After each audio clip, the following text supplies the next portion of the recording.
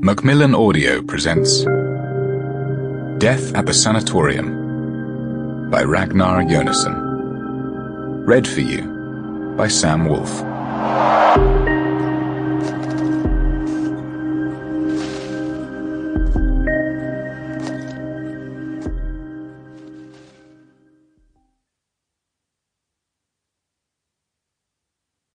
To Dr. Helgi Jóhannsson, who lent Helgi his name.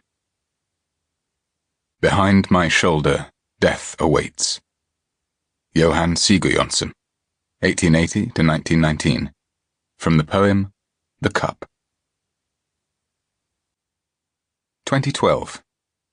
Helgi. The despairing silence was broken. There was someone at the front door knocking loudly. Helgi got to his feet. He had been sitting on the sofa with a detective novel, trying to calm himself down before bed by losing himself in a fictional world. But now the piece was over. He and Bergthora rented a basement flat in an old house not far from Reykjavík's Laugardalur area. The whole house was rented out, the flat upstairs occupied by a couple with 2 children. Apparently, the landlord lived overseas. Helgi didn't get on particularly well with the other tenants, who had a tendency to be rude and interfering, as if their rights took precedence just because they lived in the larger half of the house. As a result, relations between the basement and upstairs were strictly limited, and frosty at best.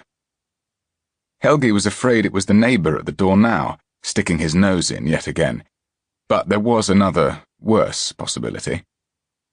He moved reluctantly towards the hall. The sitting room was cosy, the walls lined from floor to ceiling with books, his books. A comfy armchair by the shelves, and a decent-sized sofa in front of the television. There were scented candles on the coffee table, but Helgi hadn't lit them, not this time. He'd put a record on the stereo, though, a real, vinyl one. The stereo was new and connected up to the home cinema, but the records he played were old jazz LPs that had belonged to his father.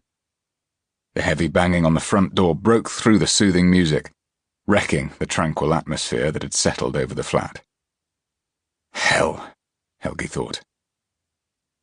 He had reached the hall when there was another round of hammering, even louder this time. He drew a sharp breath, then took hold of the handle, pausing briefly to collect himself before he turned the latch and opened the door. Outside stood a uniformed police officer, a broad-shouldered young man in his mid-20s, with strong features. He was standing in the glow of the outside light, brightly illuminated in the evening darkness, wearing a look of grim determination, as if he were anticipating a fight. Helgi didn't recognize him. In the shadows, a little behind him, stood another officer. He seemed more at his ease, judging by his stance, though Helgi couldn't make out his face. "Good evening," said the illuminated officer. His voice wasn't as authoritative as Helgi had been expecting. In fact, he thought he detected a faint tremor. Perhaps the determined set of the man's features was just a ploy to disguise his nerves. Perhaps it was his first shift. Helgi Reykjavík?"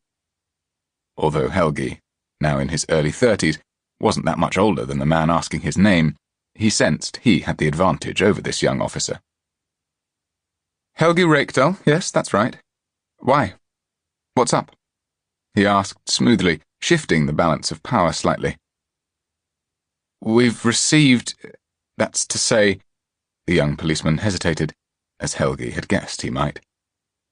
A complaint has been received," Helgi interrupted. "A complaint? Who from?" He wasn't going to let himself appear flustered. "Well, we can't reveal that." "There's a bloke upstairs," Helgi said, smiling. "He's a bloody nuisance, always complaining. I reckon he must be unhappily married or something. You can't so much as raise your voice or, I don't know, you can't even turn up the TV without him banging on the floor with a broom handle. And now I see he's called the police." He heard a loud altercation. The young officer broke off mid-sentence, clearly realizing that he had said too much. Sample complete. Ready to continue?